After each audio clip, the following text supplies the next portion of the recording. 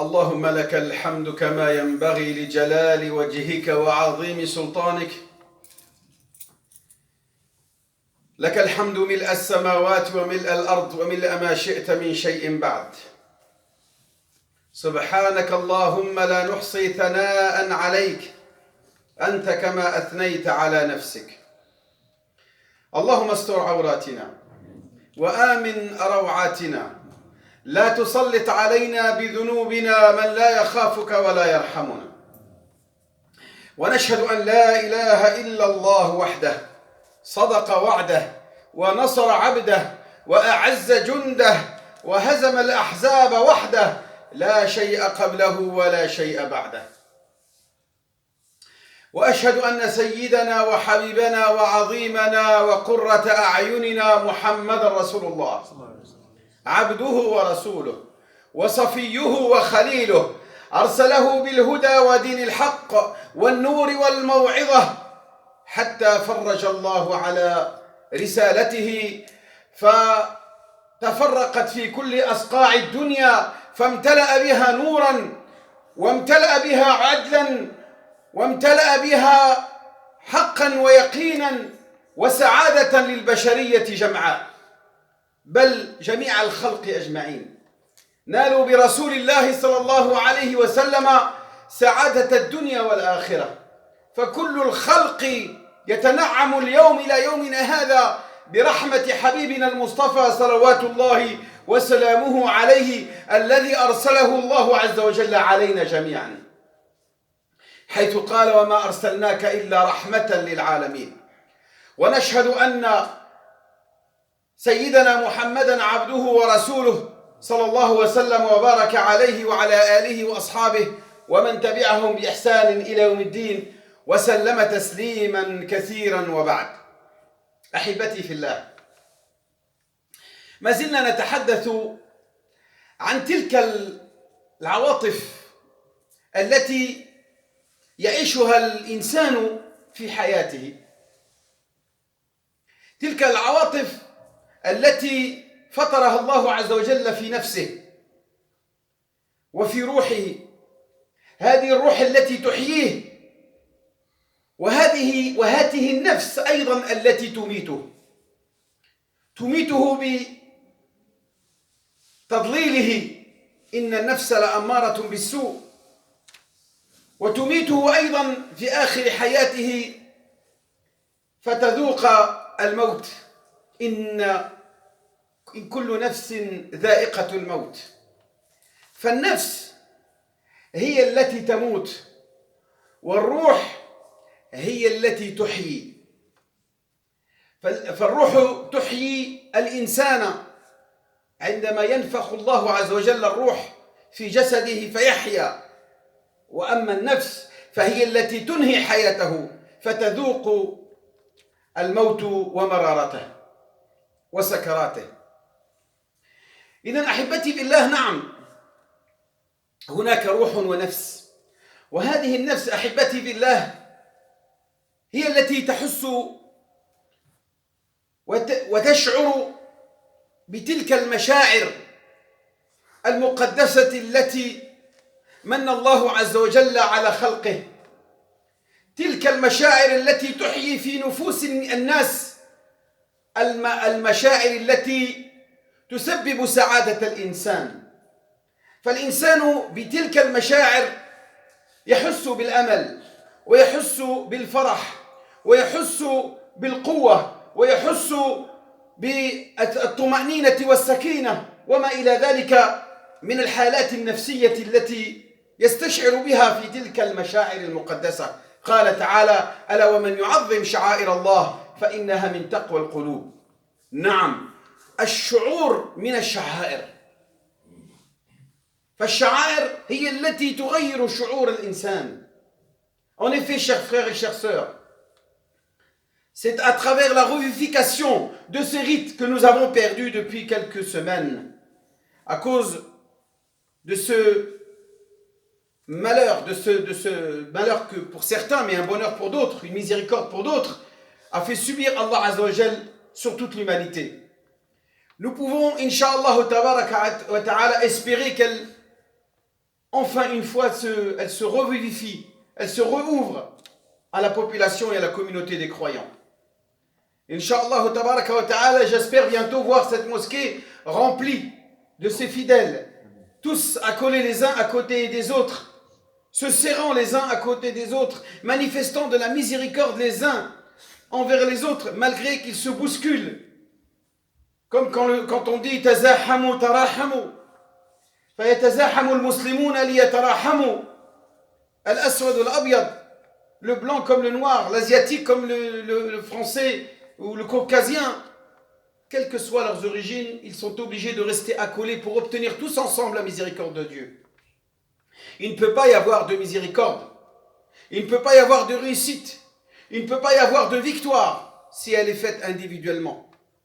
C'est pour cela qu'Allah Azza wa Jal, quand il parle de défaite, quand il parle de perdition, d'égarement, il parle de l'homme seul. Innal insana lafi najah? La, qala lafi khusr. Wal asri, innal insana lafi khusr. واستثنى من هذا الإنسان جماعة الناس المجتمعون جماعة وبالجمع فقال إلا الذين آمنوا بواو الجماعة وعملوا بواو الجماعة الصالحات. نعم، ولم يكتفي بذلك المولى عز وجل وأمر أن يكون هناك تبادل وأن يكون المسلم مرآة أخيه. Il a exigé que le croyant soit le miroir de son frère et qu'il s'entreconseille dans la vérité et qu'il s'entreconseille dans la patience. Après avoir cru ensemble et après avoir accompli des bonnes actions ensemble, nous étions certes séparés par les corps, mais ô combien les cœurs étaient proches. Ô combien les cœurs étaient proches et nostalgiques de pouvoir, une fois encore, pouvoir se réunir dans nos mosquées. في تلك المساجد التي بها ونريد منها لأننا نتواضع, parce que nous sommes imprégnés d'humilité, parce que nous acceptons de venir à la mosquée comme quelqu'un vient voir son médecin à l'hôpital. Il dit au médecin, je suis malade, j'ai un cœur malsain qui est imprégné de vices, qui est imprégné de mauvaises pensées, voire même de mauvais comportements.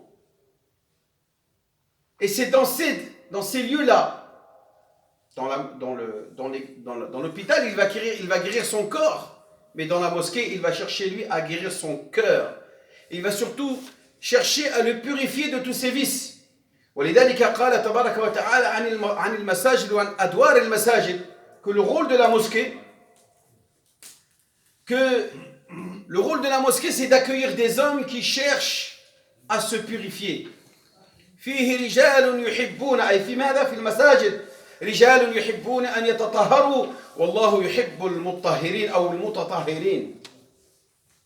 فدور المسجد أحبتي في الله ليس لاستقبال المؤمنين أو الصالحين أو المتقين فقط. نعم طبعا يستقبل هذا الصنف من الناس لأنهم لهم شوق ورحم ورغبة في أن يسمعوا كلام الله. ولذلك قال تعالى ألا بذكر الله فذكر فإن الذكر تنفع المؤمنين. فالمؤمنون أنتم إن شاء الله تبارك وتعالى تأتون إلى المسجد لتستنفعوا بذكر الله. ولكن celui qui a le plus besoin de ce dhikr, de ce rappel, c'est celui qui a un cœur malade. Celui que Dieu a décrit tout simplement comme étant un homme. Un homme avec un grand H, c'est-à-dire un homme et une femme, un être humain. Fihi rijalun. Il n'a pas dit fihi mu'minun. Il n'a pas dit fihi muttaqun. Il n'a pas dit fihi musallun, fihi salihun. Il ne m'a qala fihi rijal. Dans les deux versets, à chaque fois que Dieu parle de la mosquée, il parle qu'il y a en son sein, c'est-à-dire à l'intérieur de la mosquée, des hommes. Il ne dit pas des croyants, des pieux, des gens vertueux, etc., imprégnés de vertu. Il parle d'hommes malades, d'hommes avec un cœur qu'il désire purifier. فيه رجال بعيوبهم فيه رجال بأمراض قلوبهم فيه رجال بقلة إيمانهم يريدون أن يتطهروا وأن يتزودوا بالتقوى وأن يملأوا قلوبهم إيمانا ويقينا بالله عز وجل بعد أن دخلوها وهم في رغبة بذلك. Ils rentrent dans la mosquée avec un cœur qui manque de foi, avec un cœur qui manque de piété, avec un cœur qui manque de certitude. Et ils cherchent justement cette certitude dans la mosquée. Ils cherchent dans la mosquée à purifier leur cœur. Donc, ne sous-estimez en aucun cas le rôle de la mosquée. À chaque fois que Dieu a parlé de la mosquée, il a parlé que ce sont des hommes qui y viennent, des hommes avec tous leurs défauts, et pas simplement des qualités. شوفوا الآية الثانية في سورة النور في بيوت أذن الله أن ترفع dans des maisons que Dieu a permis d'ériger. Il parle des mosquées là. ويذكر فيها اسمه et dans lequel on va se rappeler de son nom, faire l'évocation de son nom. يسبح له, le glorifie en son sein. فيها بالغدو والآصال, le matin et le soir. Qui? Des mu'minun. يسبح له فيها بالغدو والآصال متقون صالحون. قال تعالى رجال. قال سبحانه وتعالى رجال, des hommes avec leurs défauts. Donc, ya ikhwani, je parle là maintenant même aux responsables des mosquées, pas seulement à Hajj Mustafa qui est ici devant moi, à tous les imams, à tous les responsables des mosquées. Quand vous accueillez un malade, vous ne l'accueillez pas avec un regard méprisant, vous ne l'accueillez pas avec un regard de dégoût. Ah, regarde, il a plein de boutons sur le visage, il est... Un médecin, il ne fait pas ça au malade. Il ne dit pas, ah, t'es répugnant, éloigne-toi de moi, va-t'en, sors. Qu'est-ce que tu fais dans mon cabinet? Qu'est-ce que tu fais dans mon hôpital? Tu n'as rien à faire ici. Tes boutons, là, ils sont moches. Ou là, tes symptômes de la maladie que tu as, ils sont pas beaux, sors d'ici. Au contraire, il l'accueille, il le consulte, il le rassure, il apaise son cœur, il lui dit il y a un remède, tiens, je vais t'écrire l'ordonnance, tu vas chercher le médicament, et tu vas faire le traitement qu'il faut, et tu vas guérir, Inch'Allah. Si ça, c'est le médecin, qu'on appelle en arabe le hakim, souvent on appelait le médecin hakim, eh bien combien lui, l'imam et le responsable des mosquées doit être lui aussi imprégné de hikmah, avec ces gens qui sont un cœur malade. Connaissons-nous pas cette histoire de cet homme qui est venu à la mosquée? À la mosquée, ikhwan. Il est rentré dans la mosquée du prophète Mohammed sallallahu alayhi wa sallam. Et il est parti dans un coin, il s'est mis à hachak, à uriner. Commencer à faire ses besoins. Commencer à... Vous voyez ce que je veux dire? Qu'est-ce qu'on fait dans les toilettes? Alors les compagnons sont venus. Hé, Harmalik, arrête-toi, qu'est-ce que tu fais? T'es fou, t'es dans la mosquée, t'es en train de hachak, uriner? T'as pas honte? Ils ont commencé à lui crier dessus. Et le prophète est venu leur dire, la tuzrimou, ne lui coupez pas. C'est parce que quand on est en train de faire ses besoins et que si quelqu'un au milieu de faire ses besoins, on vient vous couper, c'est extrêmement douloureux. On ressent une douleur. N'importe qui le sait ça. Quand on doit couper au milieu, au moment où on fait ses besoins, et qu'on vient te couper, on te dit, on te bouscule pour t'interrompre, on ressent une douleur. قال عليه السلام لا تزرموه, هذا هو معنى لا تزرموه, أي لا تقطعوا عنه بوله, خليه يكمل, laissez-le terminer. Dans la mosquée, ya Rasulallah, il est en train de pisser dans la mosquée. Il fait ses besoins dans la mosquée, tu veux qu'on le laisse terminer? Il dit, non, laissez-le. Oh, malkoum touma. C'est l'être humain qui est sacré, c'est pas les murs. C'est la dignité de l'homme qui est sacrée, pas le béton, ni les briques avec lesquelles vous fabriquez vos mosquées. لا تزرموه, دعوه حتى يكمل. فإذا ما انتهى أهرقه على بوله دلوا من الماء. Et après qu'il a terminé, jetez des seaux d'eau sur l'endroit où il a fait ses besoins, c'est-à-dire comme on pourrait dire aujourd'hui, ramenez, faites ce qu'il faut avec la raclette et mettez de l'eau, du shampoing, nettoyez, et voilà. Et le problème est réglé. Et après le prophète, il a expliqué à ce bédouin, il dit, cet endroit-là n'a pas été fait, n'a pas été érigé pour qu'on fasse ça. Les besoins, c'est pas ici que tu les fais. Si tu veux faire tes besoins, tu vas dans un endroit qui est réservé pour faire ses besoins. Et il lui a expliqué gentiment et calmement. Il ne lui a pas accablé, il ne l'a pas bombardé. إذن أحبتي بالله, soyons toujours dans cette démarche de tabshir, de annonciateurs, de gens qui donnent envie aux gens de venir vers vous et vers les maisons de Dieu. Et non pas des gens qui repoussent vos frères des mosquées. Ces mosquées aujourd'hui, elles ont besoin de retrouver la confiance de leurs responsables, de la confiance même de Dieu. Beaucoup ont perdu même confiance en Dieu. Ils ont désespéré de la miséricorde divine. Et ça, c'est catastrophique. C'est catastrophique parce que quand quelqu'un désespère de la miséricorde divine, eh bien, il tombe systématiquement dans la mécréance. Il tombe dans de ce qu'on appelle le contraire de la foi, l'hypocrisie. فلا ييأسوا من روح الله قال تعالى على لسان سيدنا يعقوب عليه السلام إلا القوم الكافرون. Alors vous allez me dire, mais c'est quoi la ya'asu min rawhillah?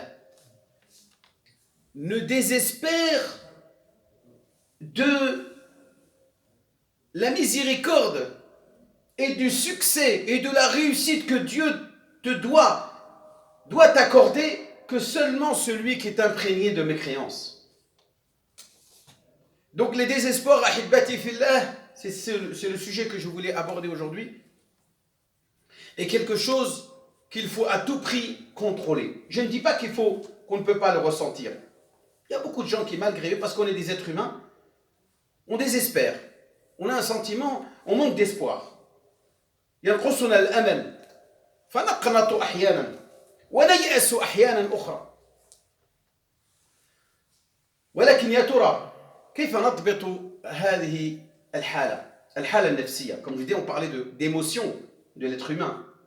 Parce que comme je le disais, l'être humain n'est pas un robot qui est totalement démuni de toute émotion. L'homme a des émotions et des faiblesses. L'homme, il a des faiblesses, il a des émotions que l'homme doit savoir contrôler. On ne peut pas empêcher qu'il y ait ces émotions. Par exemple, la ghadab, la colère, on en a déjà parlé, c'est quelque chose qui, à un moment donné dans ta vie, tu te mets en colère. Mais l'important, c'est de contrôler cette colère.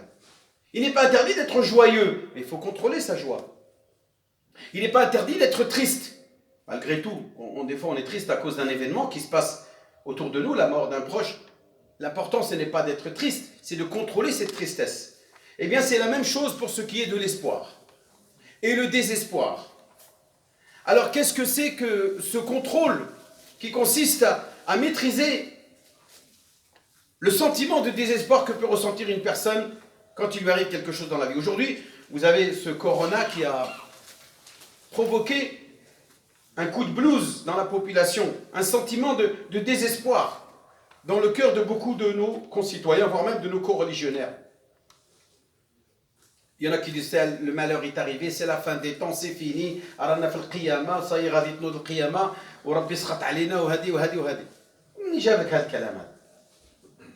d'où tu tiens ces genres de propos?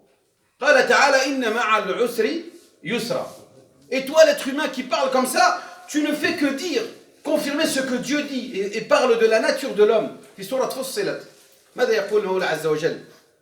قال تعالى لا يسأم الإنسان من دعاء الخير. Que l'être humain ne se lasse pas de continuer à demander à Dieu, à implorer Dieu le bien. Que l'être humain ne se lasse pas et ne s'arrête pas, il ne s'use pas de constamment implorer Dieu, même si ce bien-là ne lui parvient pas. لا يسأم الإنسان من دعاء الخير ثم قال تعالى وإن مسه الشر فيئوس قنوط في سورة فصلت. هذه حالة الإنسان. Et que quand il lui parvient un mal, un malheur, une calamité, quelque chose de mauvais qui lui arrive dans la vie, il désespère, il devient désespérant. Il s'imprègne du sentiment du désespoir. Alors, comment nous comporter face à ce sentiment de désespoir? Eh bien, tout d'abord, il ne faut pas que cet espoir, quand on a de l'espoir, il ne faut pas que ça soit basé sur des utopies ou des choses qui sont irréelles, des rêves. Ah, j'ai fait un rêve, et oui, mais il faut travailler aussi. Il faut faire les causes. Il faut accomplir, il faut aller ce qu'on appelle السبب ديال الأسباب باش تفلح وباش تنجح في الحياة. Il faut faire les causes à effet. Tu vas pas dire أنا غادي يجيني الخير بلا ما ندير حتى حاجة. Ça c'est une erreur. C'est ce qu'on appelle التعلق بالأماني. يتعلق الإنسان بالأماني والأماني هو l'espérance de quelque chose qui ne pourra jamais arriver. Par exemple, quand quelqu'un, un sha'ar dit ألا يا ليت الشباب يعود يوما فأخبره بما فعل المشيب, ça c'est un amani qui est utopique. La jeunesse ne reviendra jamais. Si tu as 50 ans, tu n'iras que vers les 50, 51, 52, ça va aller de plus en plus. D'accord? Et si tu en as 60, c'est pareil. La jeunesse ne reviendra pas. Aya layta ash-shababa ya'udu yawman. Ô combien j'aimerais que la jeunesse revienne. Fa ukhbiruhu bima fa'ala al-mashib. Et je lui informerai de ce qu'a fait de moi cette vieillesse, dit le poète.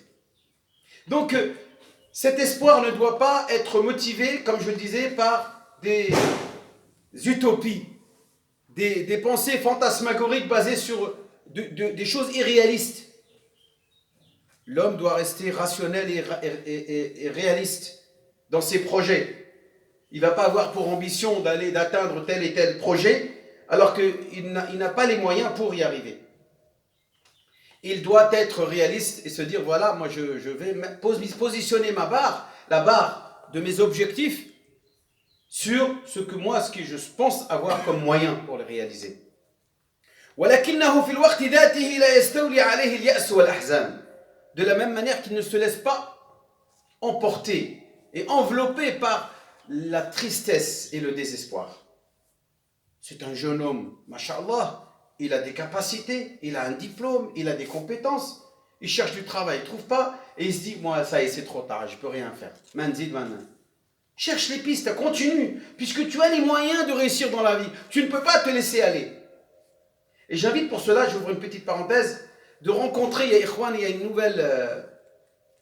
nouvelle race d'animateurs, de formateurs, qu'on appelle les coachs de vie, des coachs professionnels, des coachs qui sont aujourd'hui, il y en a un parmi nous là aujourd'hui, Akhon Al-Habib, je ne citerai pas son nom, mais je l'ai entendu parler. J'ai découvert, rien que notre frère qui est parmi nous là, quelqu'un qui apprenait aux gens à profiter de leurs compétences et à développer même leurs capacités et être constamment dans une logique de progression et non pas de régression.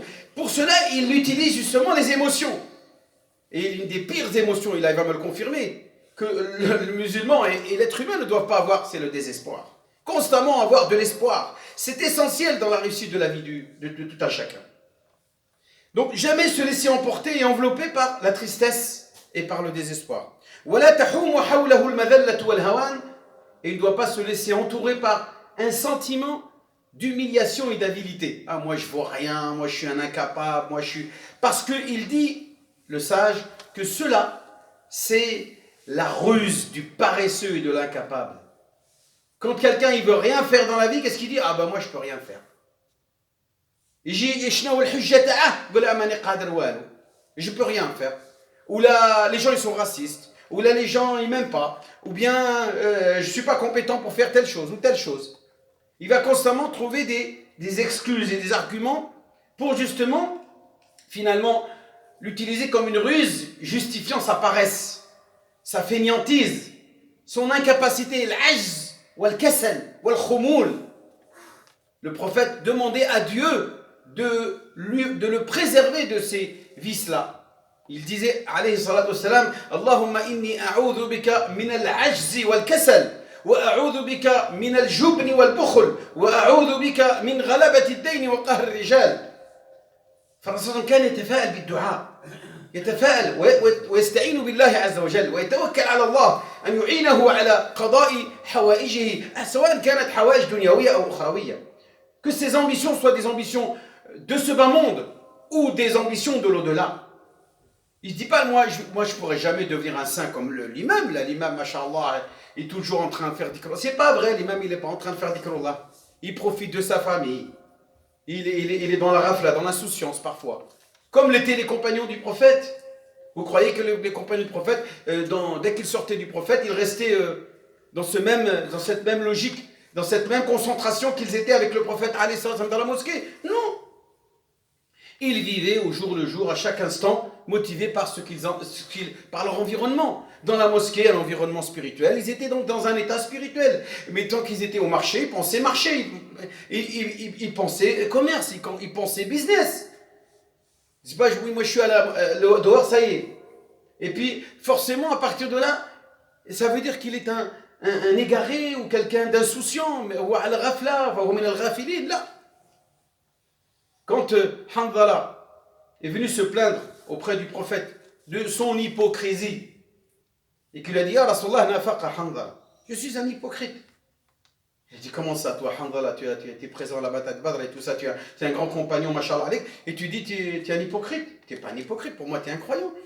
Il dit, Ya Rasulallah, la vérité, c'est que quand on est avec toi, mashallah, tu nous parles du paradis, de l'enfer, on dirait que comme si on regardait le paradis et l'enfer comme quelqu'un regarde le cinéma. Comme si on vivait à l'intérieur.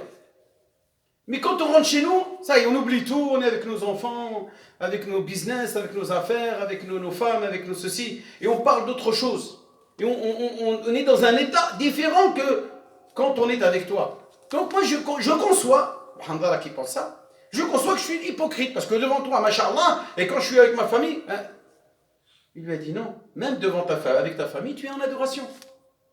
Même quand tu montres de l'affection, de l'empathie, de la compassion, quand tu montres de la miséricorde, quand tu prends dans tes bras tes enfants, ta femme, et que tu donnes à manger à tes enfants, même dans la bouche, luqma, tu mets la bouchée dans la bouche de ta femme, eh bien Allah Azza wa Jal te la compte comme une sadaqa, comme un acte d'adoration.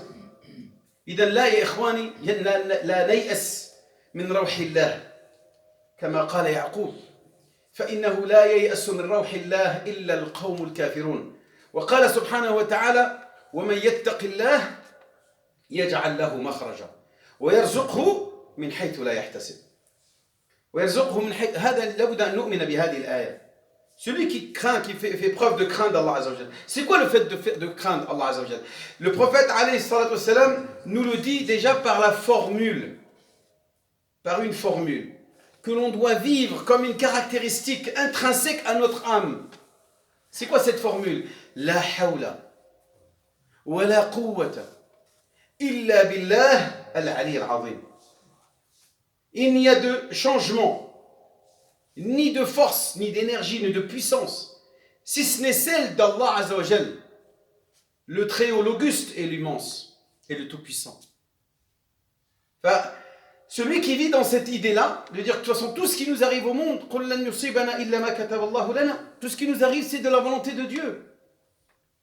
Il vit sereinement. Il acquiert ce rawh. Vous savez, ce rawh qu'on dit,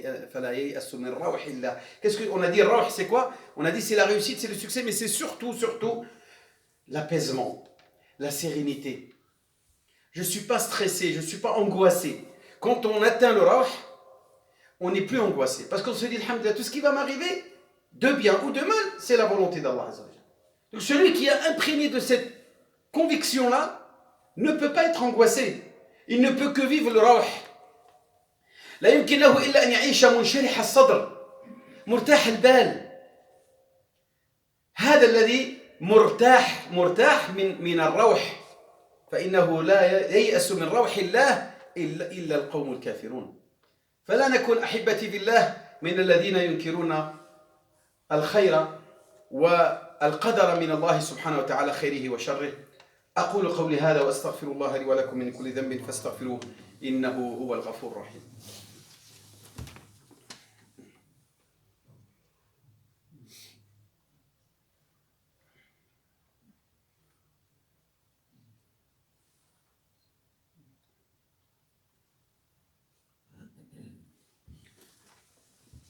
الحمد لله حمدا كثيرا كما أمر وأشهد أن لا إله إلا الله وحده لا شريك له